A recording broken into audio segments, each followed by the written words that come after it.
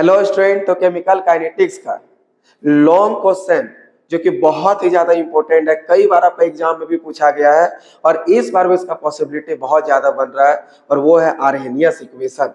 यदि आप previous year question देखते होंगे तो कई बार वो क्वेश्चन पूछा है, तो आज हम उसी आर्हेनियस इक्वेशन को आपको बताने वाले हैं।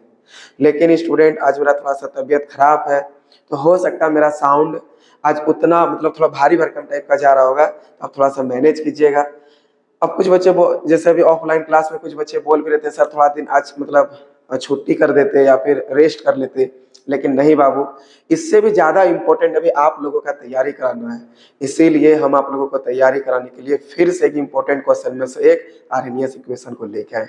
तो चलिए अभी कुछ ही देर में 10 मिनट के अंदर आपको पूरा आर्हेनियस इक्वेशन का एक एक चीज डिटेल में समझाते हैं और आप यहाँ से 5 मार्क्स अपने हाथ में कन्फर्म करके चलिएगा। तो देखिए, आपको क्वेश्चन आएगा graphical representation of Arrhenius equation, यानी कि आर्हेनियस इक्वेशन का ग्राफीय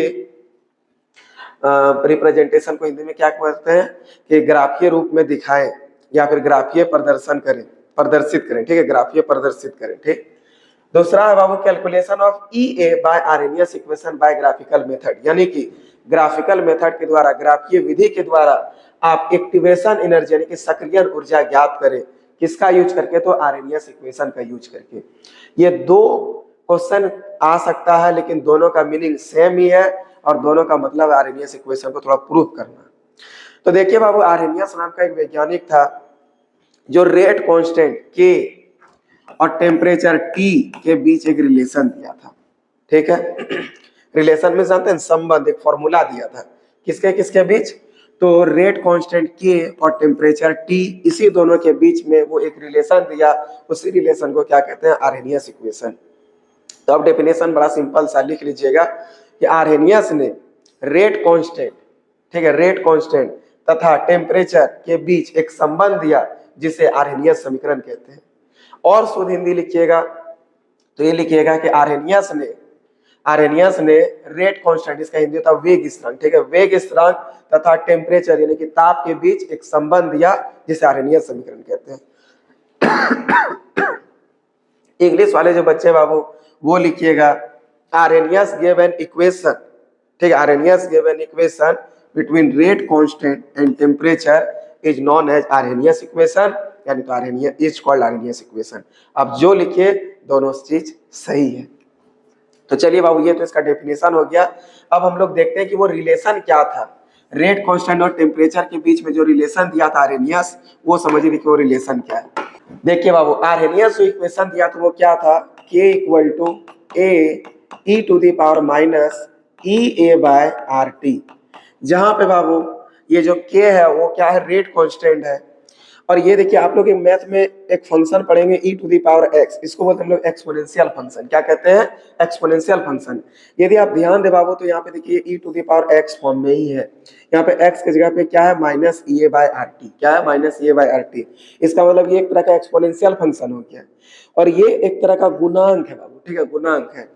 लेकिन ये गुणांक जो ए है ये एक्सपोनेंशियल फैक्टर के पहले लगा है। ठीक है, ये एक्सपोनेंशियल फंक्शन के क्या पहले लगा है। एक्सपोनेंशियल फंक्शन के पहले लगने की वजह से इस ए को बोला जाता है प्री मींस हो गया पहले, exponential factor, pre exponential factor, यानी कि ये एक तरह का फैक्टर है जो कि एक्सपोनेंशियल फंक्शन के पहले लगा है। ये ए हो गया, के आपका रेट कांस्टेंट है, ई ए आपका एक्टिवेशन एनर्जी है, आर हो गया गैस कांस्टेंट और टी यहाँ हो गया टेम्परेचर। कोई दिक्कत है? ये है बाबू आर्हेनियस इक्वेशन। चलिए अब हम लोग इसमें लॉग ले लेते हैं दोनों साइड। ठीक है, लिखिए taking L N both side, दोनों साइड हम लोग क्या करेंगे? अब एल एन ले लेंगे, taking L N both sides.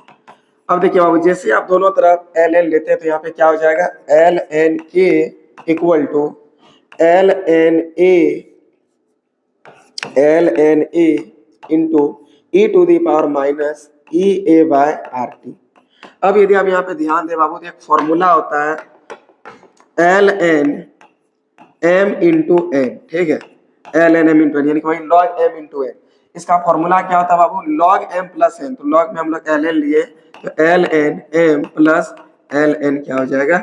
N हो जाएगा। ठीक है, एल एन एन हो जाएगा, ये हो गया। तो यदि आप ध्यान दें बाबू, यहाँ पे भी देखिए एल एन के equal to L N A into E to the power minus E A by R T है, यानी कि ये आपका एम का काम कर रहा है और ये आपका एन का काम कर रहा है। क्लियर है? ये किसका काम कर रहा है? एम का, और ये किसका काम कर रहा है? एन का। तो लॉग एम इंटू एन का फॉर्मूला, यानी कि इस फॉर्मूला में आ गया। फॉर्मूला जो होता है उसमें यहाँ पे लिख दीजिए एल एन के है, लिख दीजिए इक्वल टू, देखिए बाबू एल एन एम, तो एम की जगह पे यहाँ ए है, आप भी लिख दीजिए एल एन ए, फिर क्या प्लस एल एन एन, तो एन के जगह पे आपके पास देखिए बाबू क्या है? E to the power minus E A by R T है, इसको लिख दीजिए plus L N E to the power minus E A by R T, ये लिख दीजिए। अब एक और फॉर्मूला समझिएगा बाबू, एक और फॉर्मूला होता है, यदि आपके पास ऐसा हो जाए, ठीक है, यदि आपके पास ये आ जाए एल एन ई का पावर एक्स, ठीक है, तो ये x पीछे हो जाएगा, ठीक है, x क्या हो जाएगा? पीछे हो जाएगा x एल एन ई, ठीक है, ये x बस पीछे हो जाएगा और एल एन ई यहाँ पर आ जाएगा। कोई परेशानी? अब समझिए बाबू, ठीक उसी प्रकार एल एन ई का पावर x, तो x की जगह पे क्या? Minus A by R T है, इसको पीछे कर दीजिए तो क्या हो जाएगा? देखिए तो एल एन के equal to L N A, ये पीछे हो जाएगा तो minus E A by R T, और यहाँ हो जाएगा एल एन ई। कोई प्रॉब्लम? अब देखिए बाबू एक और छोटा सा बात समझिएगा, एल एन ई का जो वैल्यू होता है वो 1 होता है, ठीक है, एल एन ई का वैल्यू कितना होता है? 1 होता है। तो ये बाबू एल एन ई का वैल्यू 1 हो गया, तो सिर्फ हम लोग के पास क्या बच गया? एल एन के equal to L N A minus E A by R T. क्या हो गया? देखिए तो एल एन के इक्वल टू क्या है? देखिए तो बाबू L N A minus E A by R T, ठीक है, L N A minus E A by R T into L N E था जिसका वैल्यू कितना होता है? 1 होता है, ये लिख लीजिए। अब देखिए बाबू आपको यहाँ पे जो आपके पास अब बचा वो क्या हो गया? एल एन के equal to L N A minus E A by R T. हम लोग जानते हैं बाबू कि आर्हेनियस इक्वेशन जो है वो रेट कांस्टेंट और टेम्परेचर के बीच रिलेशन बताता है। इसको हम लोग को ग्राफ में दिखाना पड़ेगा। क्या चीज में दिखाना पड़ेगा? ग्राफ में।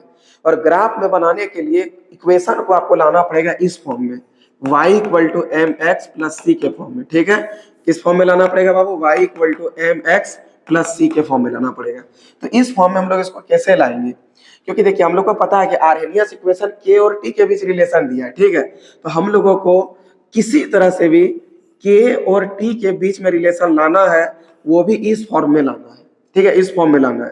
तो यहाँ पे k और t के बीच में, यहाँ तो k हम लोग को दिख गया और t यहाँ पर है।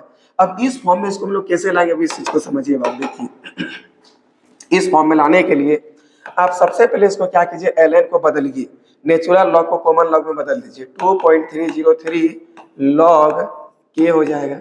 इस चीज को भी यहाँ पे लिख देते हैं कि ln जो होता है वो 2.303 लॉग के इक्वल होता है। कितना के इक्वल होता है बाबू? 2.303 लॉग के इक्वल। क्लियर है? तो 2.303 लॉग के इक्वल टू यहाँ पे भी क्या हो जाएगा? 2.303 लॉग a, फिर यहाँ क्या है बाबू? Minus E A by R T, ठीक है, minus E A by R T. अब देखिए बाबू यदि हम दोनों तरफ से 2.303 को डिवाइड कर दे, यानी कि कॉमन कर ले, तब देखिए क्या होगा, लिख दीजिए यहाँ पे, ठीक है, ऑन डिवाइड, यहाँ पे डायरेक्ट लिखिए divide both side, divide both sides by 2.303। अब देखिए बाबू जैसे दोनों तरफ से आप 2.303 से डिवाइड करते हैं तो 2.303 लॉग के बाय यहाँ पे क्या हो जाएगा? 2.303 होगा कि नहीं होगा? अब देखिए बाबू यहाँ पे क्या है? 2.303 लॉग ए बाय 2.303, फिर यहाँ पे क्या बाबू? माइनस ई ए बाय 2.303, और यहाँ पे आर टी है तो रहने दीजिए आर टी। अब जो जो इसमें काट रहा बाबू उसको कटाइए। देखिए 2.303 से 2.303 कैंसिल हो गया, यहाँ पर भी 2.303 से 2.303 कैंसिल हो गया। अब आपके पास यहाँ पे बचा बाबू सिर्फ व सिर्फ लॉग के इक्वल टू, यहाँ पे देखिए क्या है? लॉग ए है, फिर minus E A by 2.303 R है। देखिए बाबू 2.303 क्या एक तरह का कांस्टेंट है, आर भी क्या एक तरह का कांस्टेंट है, गैस कांस्टेंट है, जिसका वैल्यू कितना 0.0821 लीटर एटीएम पर मोल केल्विन, और ई एक एक्टिवेशन एनर्जी है। तो हम लोगों को बाबू ये के और इस टी के बीच में रिलेशन लाना था। एक काम करते हैं, ये पूरा टर्म को ना यहाँ से यहाँ तक पूरा को अलग कर देते हैं, क्योंकि ये सब कांस्टेंट है। तो 2.303 आर और इनटू 1/t इसको कर दीजिए, ठीक है, इसको इंटू 1/t कर दीजिए। अब आप सोचिए बाबू, यदि हम इसको इस फॉर्म में लिख दें, यहाँ पे आप ध्यान दें, यदि हम इसको इस फॉर्म में लिख दें log k इक्वल टू, यदि हम इसको पहले लिखकर इसको बाद में लिखे तो क्या हो जाएगा, minus E A by 2.303 R into 1/t और फिर क्या हो जाएगा प्लस log a। तो आप देखिए बाबू, ये जो आपका इक्वेशन है अब ये इस फॉर्म में आ चुका है। अब इसको मान लीजिए y इक्वल टू, इसको मान लीजिए यहां से आता है m इंटू एक्स, इसको x एक्सिस में मान लीजिए, और प्लस c, ये आपका c का काम कर देगा, ठीक है, ये आपका c का काम कर देगा बाबू, ये आपका x एक्सिस का काम कर देगा, ये आपका स्लोप का काम कर देगा, ये तो आपका y हो गया। अब कुछ नहीं, इसका सिंपल सा बस ग्राफ खींच दीजिए दोनों के बीच में। देखिए बाबू, ये हो गया आपका y एक्सिस, ये हो गया आपका x एक्सिस, और इस दोनों के बीच में अब y एक्सिस में आपका देखिए बाबू कौन है, तो y एक्सिस में log k है, यहाँ पे लिख दीजिए log k, और x एक्सिस में कौन है बाबू 1/t, यहाँ पे लिख दीजिए 1/t। यदि आप ध्यान दे बाबू तो देखिए m आपका निगेटिव है, जब भी कभी स्लोप निगेटिव होगा तो ग्राफ ऐसे नीचे की ओर आएगा, ठीक है, ग्राफ किधर आएगा, नीचे की ओर आएगा। तो चलिए बाबू यहाँ पे ऐसे अब इसको नीचे की ओर दिखा दीजिए, ठीक है, देखिए ग्राफ कहाँ आ रहा है, नीचे की ओर आ रहा है। अब आप देखिए बाबू, ये ग्राफ किसके किसके बीच में, के और टी के बीच में है कि नहीं है, और यही तो है आर्हेनियस इक्वेशन। अब यहाँ पे जो जो चीज है बाबू उस चीज को लिख दीजिए। देखिए वेयर, जहां m जो होता है ये स्लोप कहलाता है, और यहाँ पे जो स्लोप है बाबू वो क्या है, देखिए तो minus E A by 2.303 R है, ठीक है, माइनस ए बाय 2.303 आर है। अब बाबू जो आपका सी है, सी मतलब कांस्टेंट, वो कौन है, log a है, log a लिख दीजिए। x एक्सिस में तो 1/t है और y एक्सिस में log k तो लिखा है। यही है बाबू आर्हेनियस इक्वेशन का ग्राफिकल रिप्रेजेंटेशन। क्या यहाँ में कोई परेशानी है बाबू? ये बहुत इंपॉर्टेंट क्वेश्चन बन रहा है आपके बोर्ड एग्जाम को देखते हुए, और बहुत सिंपल सा भी है, इसलिए आप इसको अच्छे से रिवीजन कीजिए, मेहनत कीजिए और अपना बेटर से बेटर मार्क्स लाइए। आपका जो भी कमी है आपका तैयारी में रह गया वो पूरा हम कंप्लीट कराएंगे, जिससे कि आप 70 आउट ऑफ 70 आराम से कर सके। तो चलिए बाबू, फिर हम लोग नेक्स्ट मिलते हैं ऐसे ही कोई एक इम्पोर्टेंट क्वेश्चन के साथ। तब तक के लिए बाय बाय। आप पढ़िए और मेहनत कीजिए।